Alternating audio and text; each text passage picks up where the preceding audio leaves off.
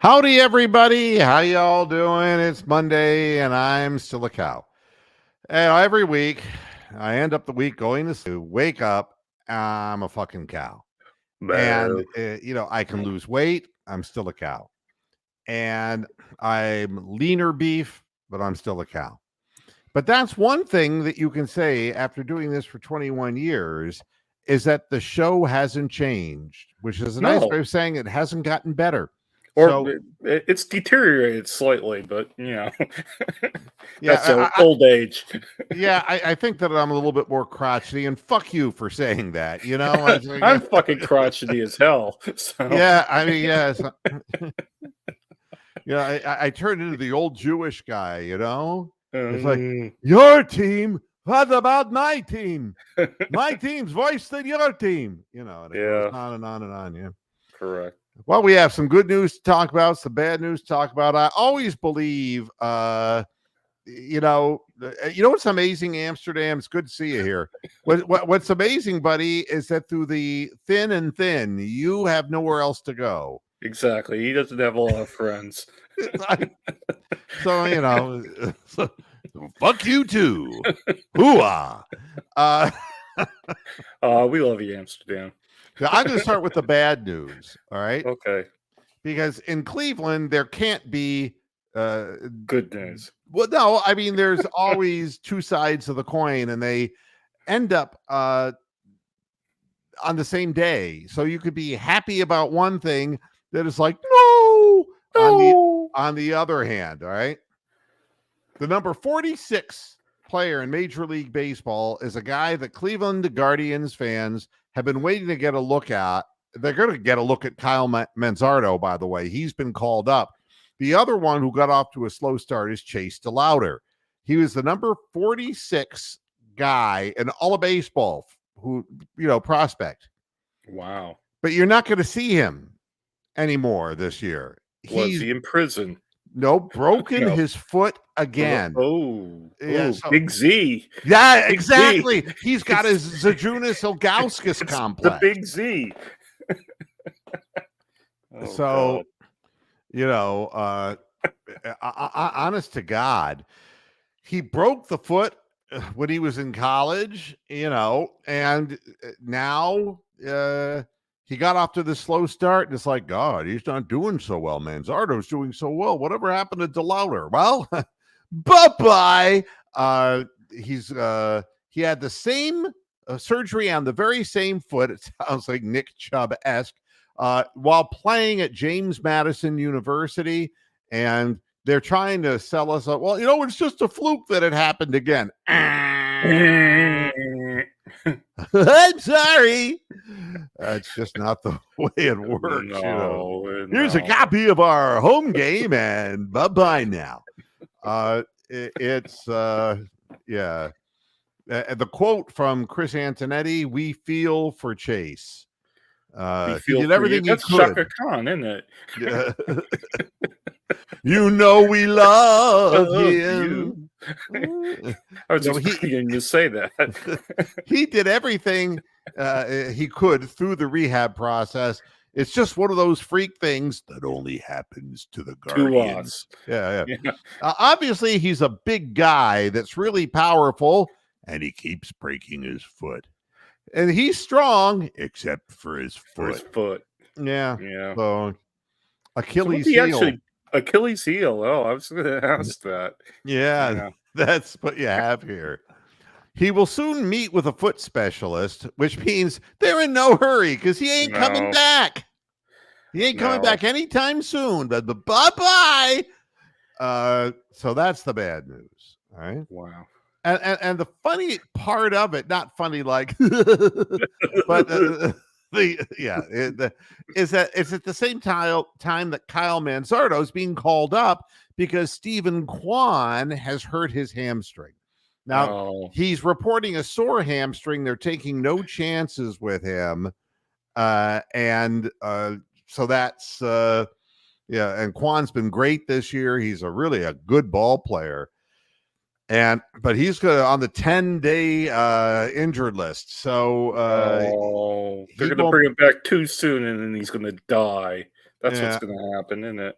Well, I mean, he's been stealing bases and doing all kinds of things, and that Manzardo, for his part, has done his part at AAA, hitting a 304, I believe. No, 303. I stand corrected.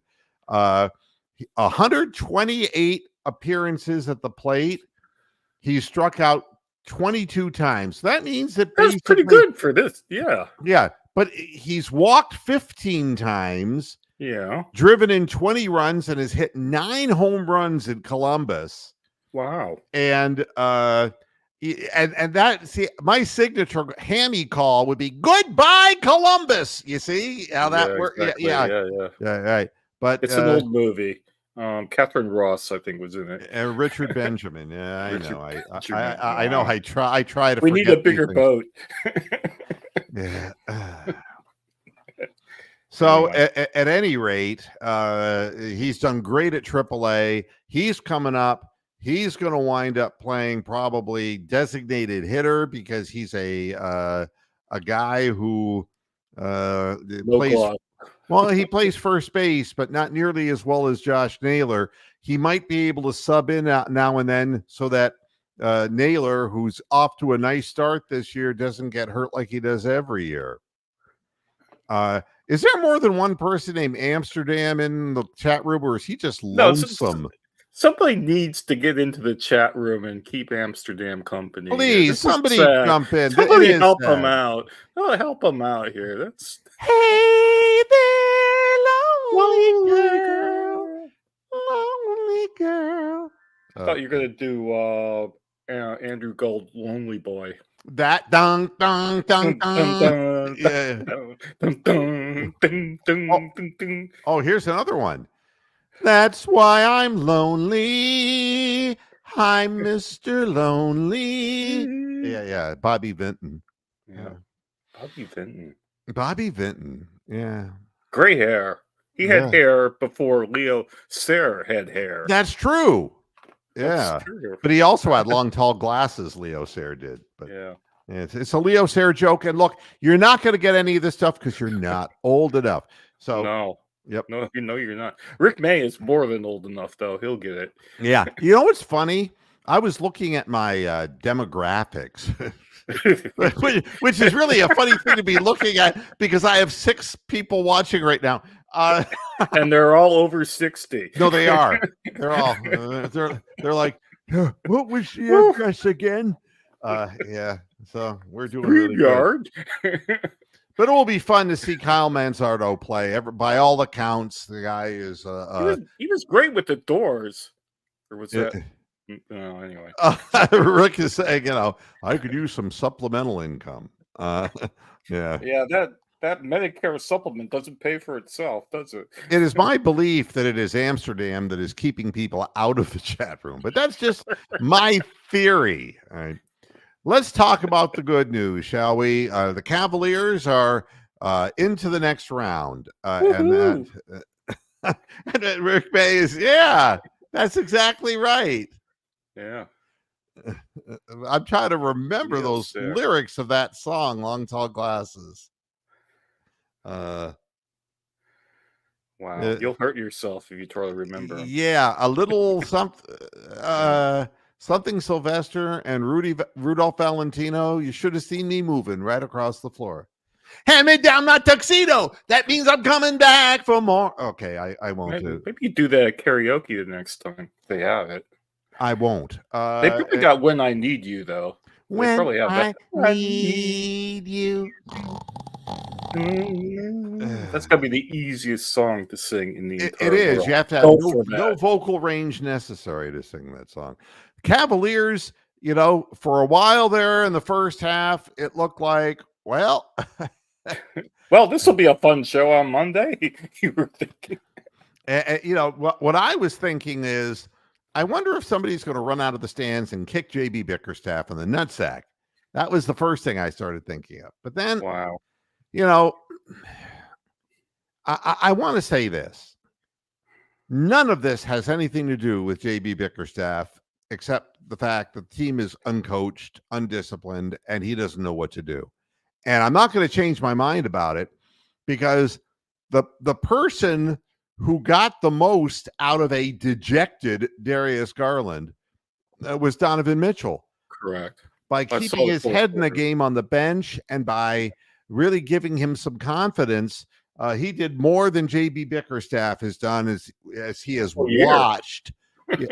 Yeah, well, he's watched Darius Garland go into the dumper, and he doesn't know what to do about that. He doesn't know how to run an offense. He has no scheme. I mean, look, I don't care if we beat Boston. I don't want him back because if he comes back, it's a certainty that Donovan Mitchell won't.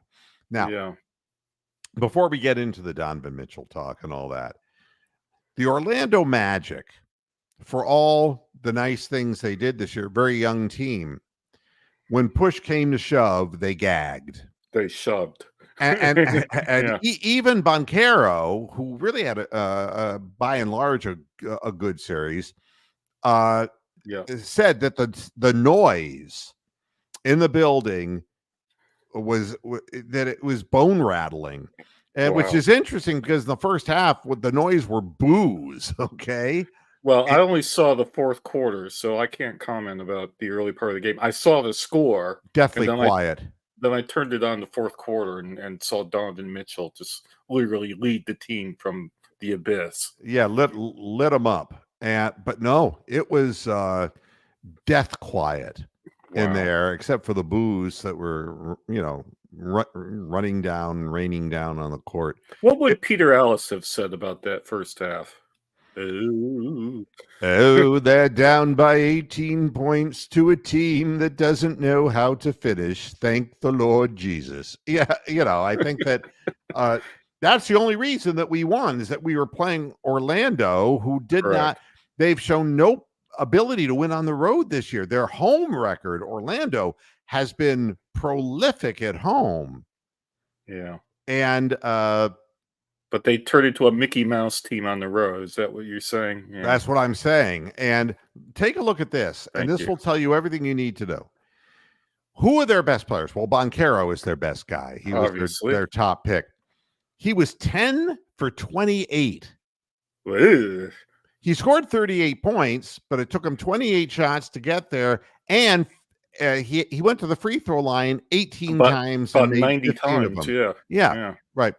But he did have 16 total rebounds, including 12 defensive rebounds. I mean, he's a fine player.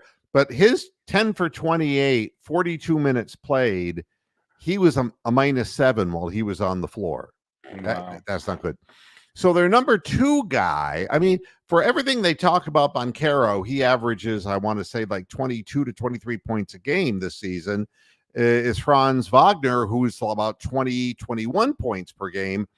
And Franz Wagner, 35 minutes, he was 1 for 15. Wow. Yeah, he sucked. He sucked a big moose. And he's the one who really has hurt us.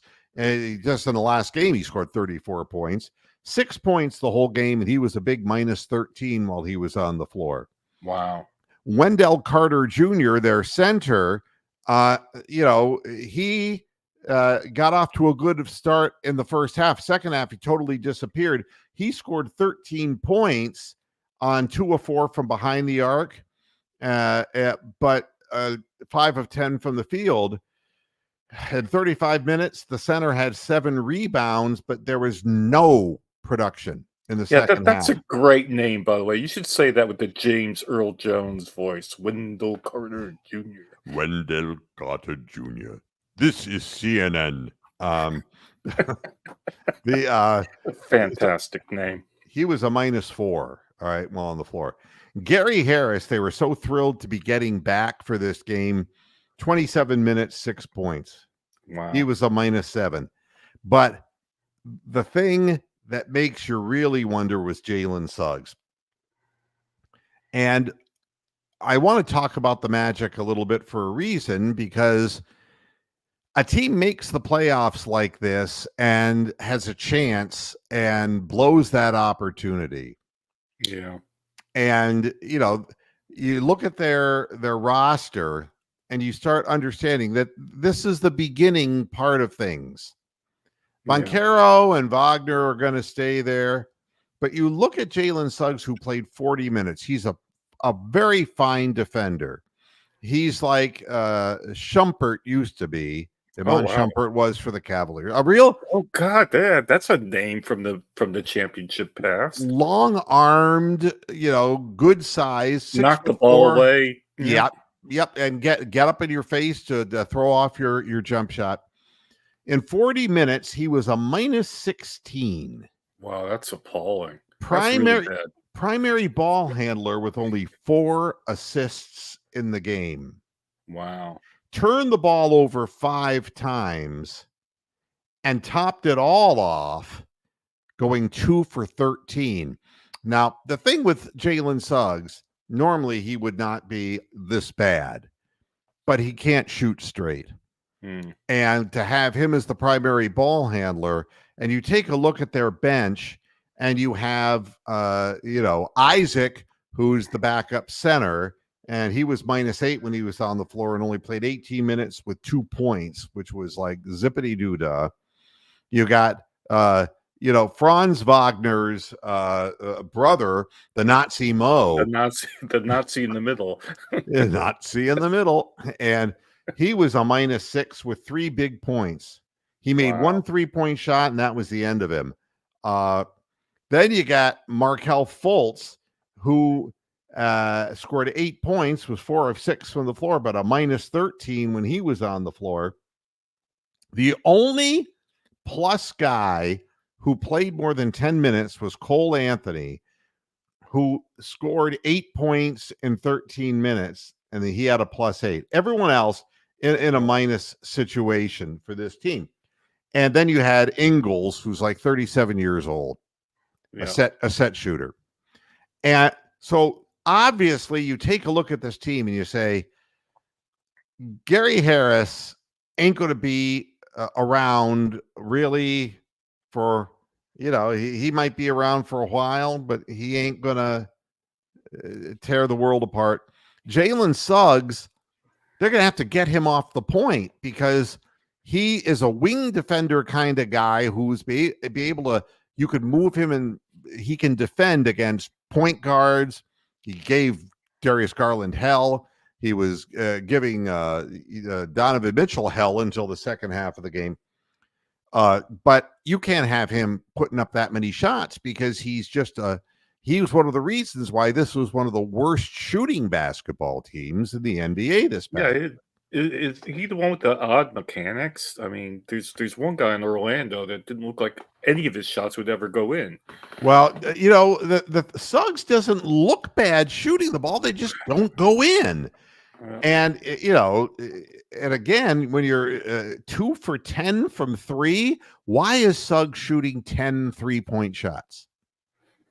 I don't know. And it's almost as if the whole strategy of this team, and rightfully so, was to defend first, and second, after you've defended, score 2-point baskets. Yeah, I hope you get easy baskets, But when you look at a team like this, when they're shooting, too many, they shot 32% from 3, and Banchero was 3 of 6, and Carter was 2 of 4, and Harris was 2 of 3.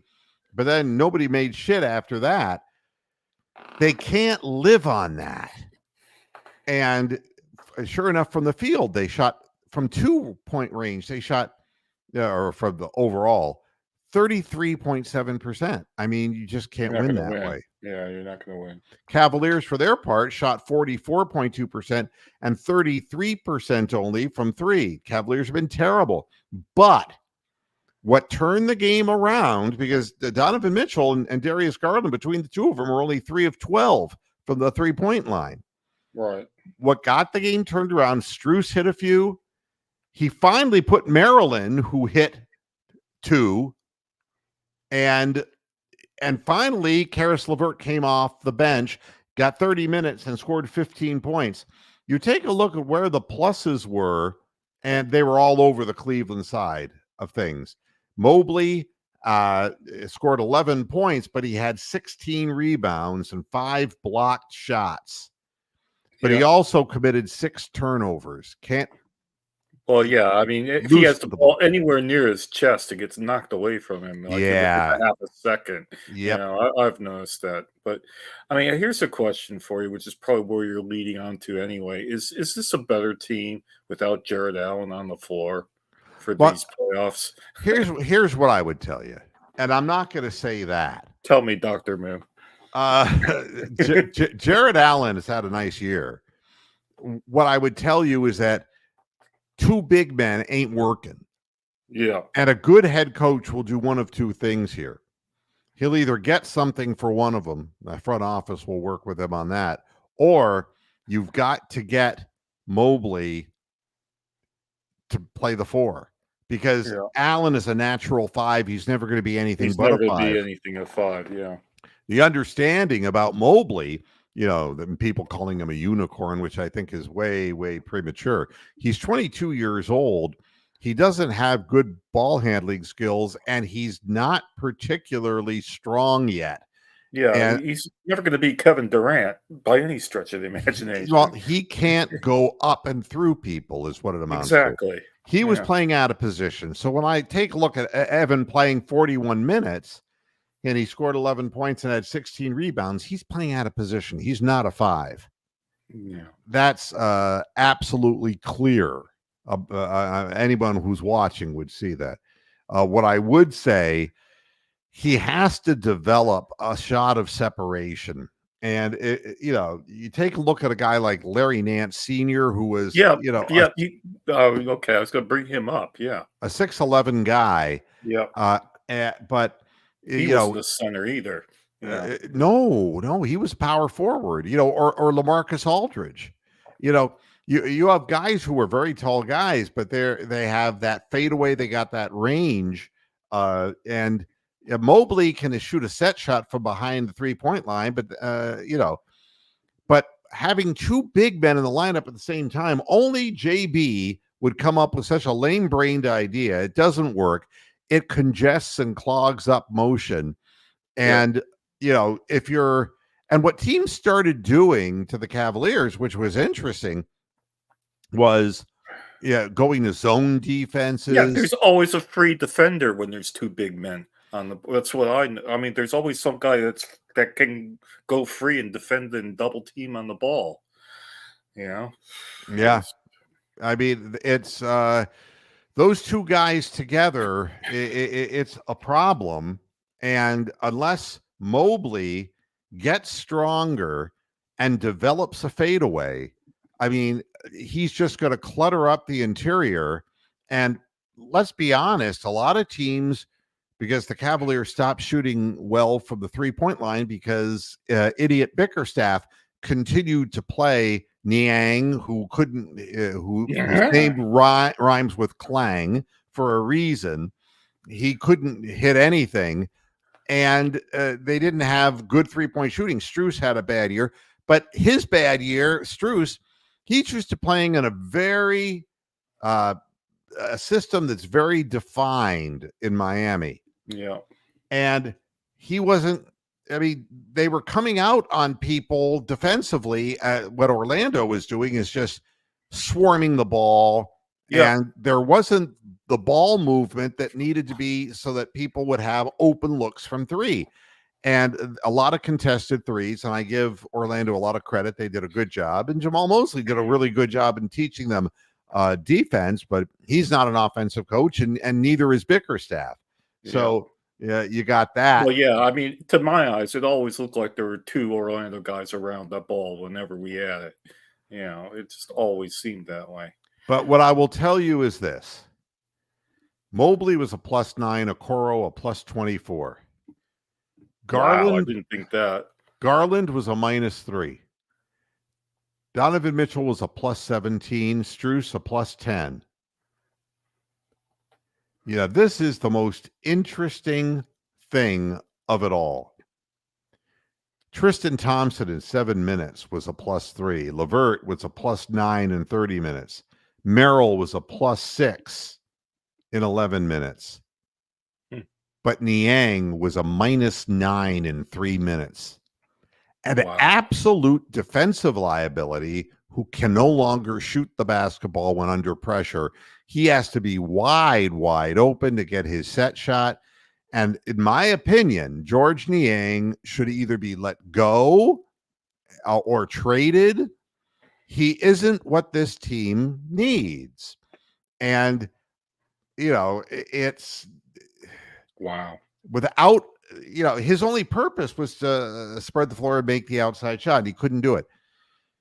And it took JB Bickerstaff until game 3 or 4 of the first round to figure out that he shouldn't be in the game. Yeah. And and he put him into this one anyway, and he was -9 in 3 minutes. It's not a coincidence. The guy has is a defensive liability. Well, and he doesn't have the intensity for this sort of playoff basketball. So Mobley works hard. And he's going to have to work hard on his strength, and he's going to have to work hard on developing a fadeaway, because I noticed when he would wheel into the paint, when he took the fade to his left-hand side, he consistently shot air balls. He could not get the ball up to the rim, all right, because that move is not natural to him. He's better with going to his right side, but everyone would know he would do that because he's right-handed. He needs to do some of the things that you see a guy like Banchero doing, which is, if he wheels down the middle, he'll take you in and draw a foul. But if he wheels the other way to the sideline, he can put up the jumper from either from the corner but especially in 2-point range as he's on the baseline. So that's what Mobley has to create for himself. Is he can't be going to his right every time across the lane, and he can't be standing in the lane holding the ball. He'll be stripped. Yeah, they've got to get him the ball in an area where he can do the things that he's capable of doing, which right now he's not capable of doing. The whole idea was they were going to play him on the elbow. They couldn't do that because he was playing the 5. But even him playing on the elbow was just congesting everything in the middle. So it's interesting. The talk and speculation about will Donovan Mitchell be back next year? And, a lot of fans were saying, well, he sure doesn't look like a guy from his attitude. It sure doesn't look like a guy who's not coming back. And I'm shaking my head. It's like, do you really think that Donovan Mitchell, with his bad knee from all the minutes that JB has played him, do you think he wants to come back to Cleveland? The only chance is if Bickerstaff is gone. All right. And even at that, the odds are not really very good because, let's be honest. Donovan Mitchell has given 110% to the Cavaliers' cause this year. Yeah. While, Jared Allen is saying my ribs hurt, and Dean Wade is saying my invisible knee hurts. Donovan Mitchell is getting crushed to the ground, and he wasn't able to shoot 3-point shots well, but he took it to the hole anyway. And he did what he had to do to get his team through. Donovan Mitchell's going to do what's best for Donovan Mitchell, and well, he should. And I don't see that staying in a small market that is not the focal point of national media is going to serve him well. And his agent will tell him the same thing. So, I'm looking at a world next year where Donovan Mitchell is not going to be a Cleveland Cavalier, and you got to figure out from there what you need to do, because at that point, look, Darius Garland obviously can't carry the team. We know that. So, and you don't just replace Donovan Mitchell. So, believe me, JB Bickerstaff will be fired, because I know that Donovan Mitchell and his agent don't want him there. He'll be gone. So, and that would be done for the same reason that Darvin Ham was released from the Lakers. It's like LeBron said so. And let's be honest, LeBron has never been shy. He doesn't come out in public and say it, which is fine. No, he doesn't throw people under the bus directly. No, but he goes back to management and says, "You bring this motherfucker back one more year." And I'm at a juncture in my career where I can go here, I can go here. And he's 40 years old and he's still playing this game. And Darvin Ham wasn't bad, but by the end of the year, the Lakers players, including the two best players, LeBron James and Anthony Davis, were both saying it looks like we don't know what we're doing out there. Wow. So, and that's what the Cavaliers look like too. JB Bickerstaff's not a good coach. It looked like the Donovan Mitchell show in the fourth quarter, that he literally strapped the whole city on his back, and he tried to do that in Game 6, and I thought we were done for sure because he failed. Yeah, and it was like, oh my God, he used up all of his energy trying to get it done that way to shorten the series for the team. And that's the other thing I was going to say. The shots that I saw in the fourth quarter and the free throws, a lot of them were banging off the front of the rim from both teams. A lot of people were short on everything, and that's a sure sign of just being exhausted when you can't fucking shoot. Well, there's no lift for Donovan. His knee is really bad, and the fact is he doesn't whine about it. He just goes out and plays. And then I see Terry Pluto's headline: upon further review, how does Cavs coach JB Bickerstaff look today?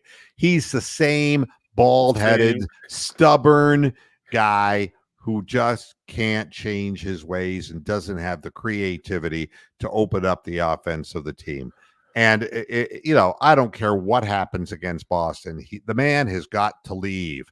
We're not going to beat Boston. I mean, it's highly unlikely. The only hope we have is the history of this Boston lineup to figure out a way not to win championships. They won more games than any other team during the regular season, but they've had a penchant for somehow losing in the playoffs. Yeah, they could choke like crazy, but they out talent us by a bit. yeah, just a bit. And yeah. I can't imagine the players wanting JB Bickerstaff back, and the only hope that Mitchell stays is if Well, I actually think Mitchell's one of the better citizens that we've ever had in Cleveland sports, for somebody of that talent level. He keeps his mouth shut. He keeps exactly. I think he actually cares. Well, and his quote was, "I did not come here to lose in the first round." Correct. Because he'd never been out of the first round before. It's like that, it's like leaving, Utah was not like the most hurting thing that ever happened to him. No. But he stayed there a long time. He was loyal to them for as long as he could be. But bowing out in the second round to Boston ain't going to quench his thirst. And he will go to a team that is set up for a longer term success. Every player comes into the league thinking, even LeBron, thinking, well, I can do this myself. No. And all those years in his first tenure in Cleveland, and LeBron couldn't get it done. As long as I kept throwing Danielle Marshall and Eric Snow at him. Players. Fucking Booby Gibson. And, he had really D-League players. End of career, Big Z. Oh, my God. All of Shaq? it. Yeah. I mean, he had to deal with all of it. He couldn't do it alone. And people said, well, he's going to take his talents to South Beach. And the bottom line is he had his friend there. Wade, buddies, and he had good players there surrounding him that would be able to help him. Too. Who was underrated at that time. Yeah. Yep. Again, Donovan Mitchell is going to go where it's best for Donovan Mitchell, and that's just the way it should be. And it's not going to be enough for him to bow out to the Celtics in the second round. When you get to be as good a player as Mitchell, and let's be clear about this, Donovan Mitchell is a great basketball player, and he is a star in the NBA. Absolutely. But he's not an elite player in the same way that guys in the bigger markets who get more press, and he is a guy who it's like Kyrie Irving. Yeah, well, he's great players. He's more like the Jose Ramirez of the NBA. I mean, everybody loves Jose in Cleveland, but fuck how nobody knows about Jose in any other city, really. So yeah, and that's another reason why, you can't even make the goddamn All-Pro team. You didn't play enough games. They'll come up with 14 different reasons, but you're playing in Cleveland is the main one. Hi, Christopher. How you doing? So there's that. And again, even the headlines that you see, despite the national narrative, Donovan Mitchell sure doesn't look ready to quit on the Cavs. Well, he's not. It's still the season. It's the playoffs. He's not. When the season's done, then he'll be. Yeah, we'll see whether he takes his jersey off quicker than LeBron did when he got knocked out by the Celtics. And this, still remember that. You want to talk about what I call like the odd, bizarre mood swings of the media. I mean, fans, I understand. Yeah, because we're nuts. Well, we don't get paid for any of this. We pay to watch it. And people lose money on the games too, as well. Yeah. So, and I understand. But 1 minute they'll say one thing about a player, another. Here's another headline from Cleveland.com. Evan Mobley takes on NBA's unicorns, proving himself among the elite. He's not elite. Oh, no. I mean, make it stop. Can you make it stop? He's 22 years old. He's just a young man. I mean, he's 22. He did a wonderful job substituting as a 5, but he's masquerading as a 5 at this point because he's got to put on body weight and strength, or else he's not ever going to be a 5. And he doesn't have the ball handling skills to really be a 4 at this point in this league, the way it is right now. He's the same height as Giannis, but Giannis, look at the difference in ball handling skills. Wow. So don't call him a unicorn anymore. Just, stop. Yeah. I mean, he's a talented player. He's got a cool head. And we'll see what jump he makes from 22 to 23 years of age. We'll see. But all of this is really kind of goofy. And it was fun watching the highlights of the Cavs game, too, when you see it in condensed form and how they maintained their lead because Orlando just could not make a shot. Couldn't do it, yeah. Couldn't get it done. And I know that the fans who were disappointed in Orlando shouldn't be, because look what happened to us last year with the Knicks. And at least they didn't lose it all on their home court like we did last year. But I think there was every reason to believe that Orlando was in a place where they were going to win Game 7 just out of the sheer exhaustion and hurt and injury of the Cavaliers lineup. And it just didn't happen. And now they have to live with that and come back next year hungrier, but they need personnel changes in order to get to that point. There's no question about that. Well, actually, if Mitchell went to Orlando, fucking hell, he'd fit in. That would be a fucking pretty awesome team at that point. Now, that would be a good place for him to go. What's interesting is we talk about the churn, is what I call it. There are some organizations that can change personnel and keep a relatively high standard of play. Yep, like the Yankees and people. But for all the hype and the pimpage of the Los Angeles Lakers, they've had 6 coaches in 13 years. They're not a good organization. It's the ownership that's the problem out there. And that is the case. I mean, but they keep asking, what's behind this constant churn for the Lakers that they're going through so many coaches? And the answer is simple. I mean, who doesn't know that it's the ownership that's crap? Well, I mean, listen to what Mike Brown, okay, Mike Brown, the bald one, Mr. Potato Head, yeah, what he said about taking the Lakers job after the Cavaliers situation. If I could do it again, I probably wouldn't.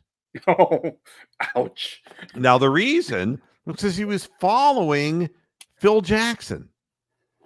Really? And Phil Jackson was just a really good coach who knew his personality, had a scheme and a system.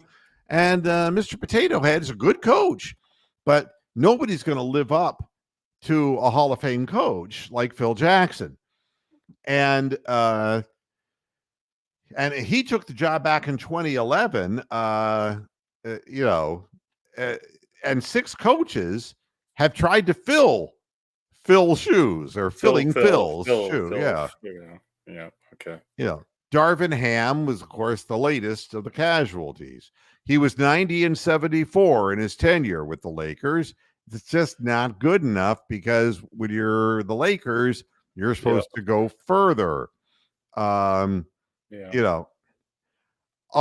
the 6 coaches they've gone through, 2 of them went on to win the NBA Coach of the Year awards in subsequent jobs. Mr. Potato Head with the Sacramento Kings last season. Wow. And Mike D'Antoni with the Houston Rockets in 2018. So it's not the quality of the coach they're bringing in. Correct. It's the owners. Yeah. And this started, and I don't mean to be sexist about this, but Mrs. Buss, since she took over the governing, as they say, of the Lakers franchise, between her and Rob Pelinka, I mean, stop and think, they re-emphasize every year the signing of their own free agents, including Hachimura, Austin Reeves, and D'Angelo Russell. D'Angelo Russell. Oh, he's terrible. Terrible. All right. He was bad at Ohio State. I mean, my God. And they have a head case. They have the money and they have the pizzazz location. And they have the national media in their hip pocket. Oh, they have every advantage in the world. Why wouldn't they trade for a 3rd star on that team, seeing as how LeBron, by the time they got him, was already getting older, and that Anthony Davis is going to miss 20 to 25 games every season with leg problems? Why wouldn't they do that? The season unraveled again because injuries mounted. Well, you can't look at this and be surprised. It's bad management. Yeah. And, you can tinker with the lineups all you want, but when you're dealing with Hachimura and D'Angelo Russell as your 2 go-to options coming off the bench, the drop-off is too much, And so Darvin Ham is the latest guy who might move on someplace else and become a coach of the year for another franchise. And he ain't going to get no more time in Los Angeles. And the front office will remain the same. Pelinka will keep his job.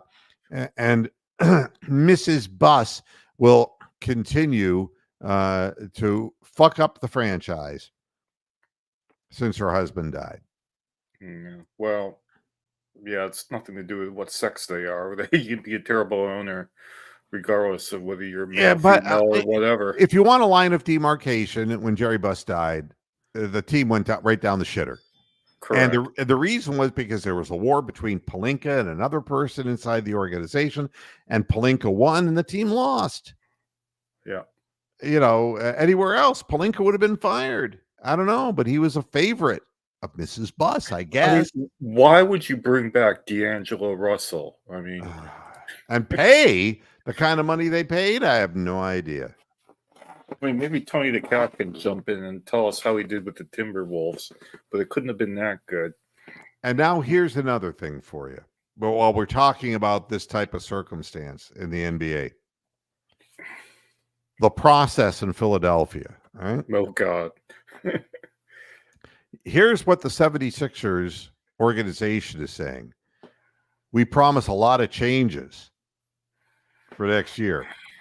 That means that only 2 people are safe. Joel Hans Embiid, which is crazy enough because he's hurt all the time, and Tyrese Maxey. Those are the only 2 guys who they're willing to say they're going to be on the team next year. Everybody else, bye-bye. Wow. Kelly Oubre Jr., Kyle Lowry, Nick Batum. They're all expiring contracts, all right?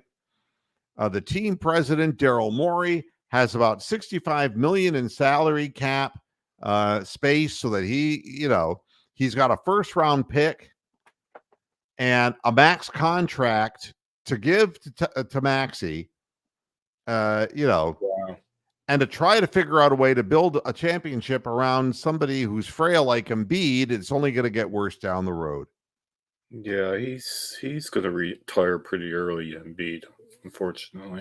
Basically, what he has said, Morey, is we're not going to have continuity. We'll have continuity with our star players and our head coach, but we're going to have a lot of changes. Nick Nurse has done a pretty good job there working around all the injuries, but, the first round exit made it 41 years since their last championship for the Sixers. Wow, that's like Dr. Time. J, isn't it? Wow, I'd have to look that up.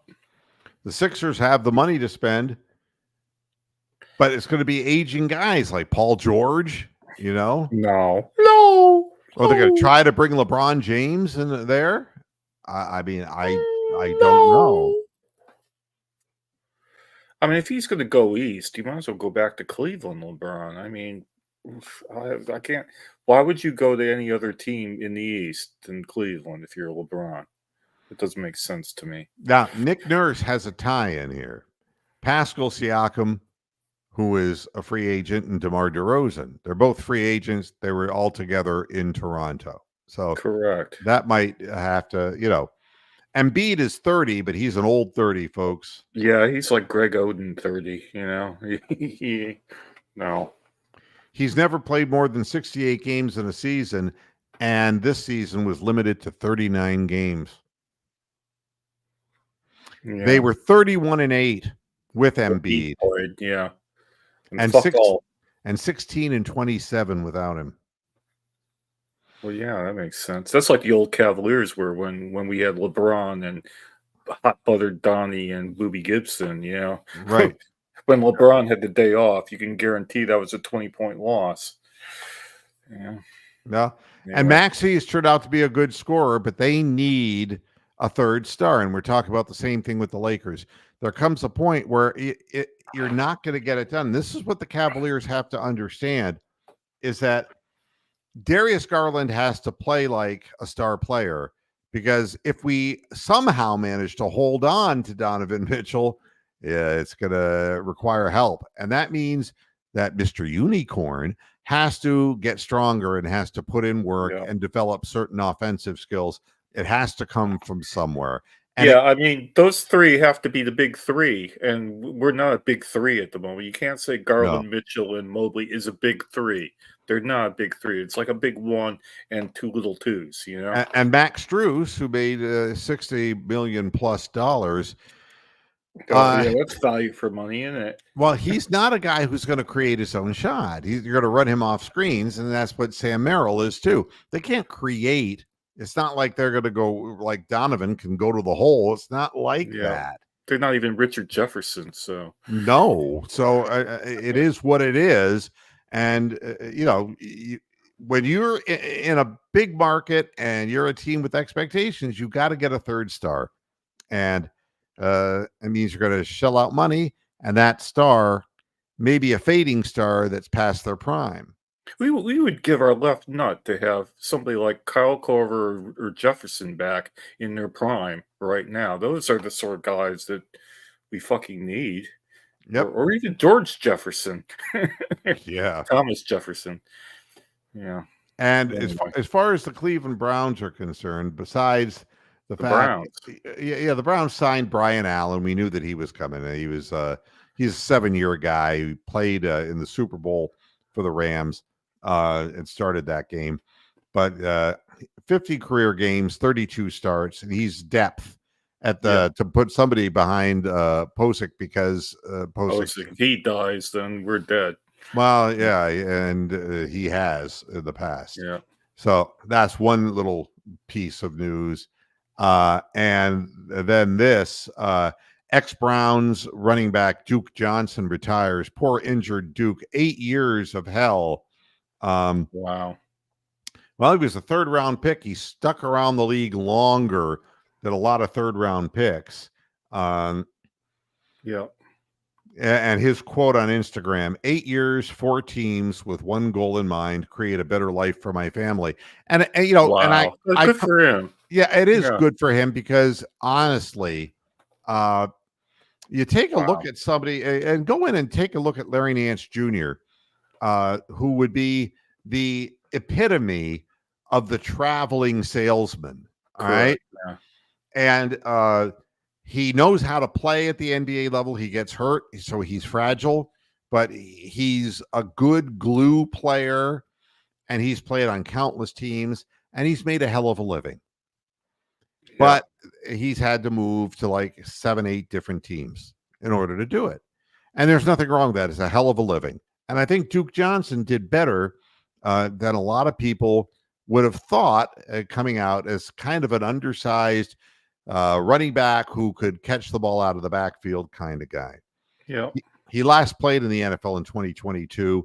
He played one game that year for the Buffalo Bills. So I hope he's okay. I hope he's healthy.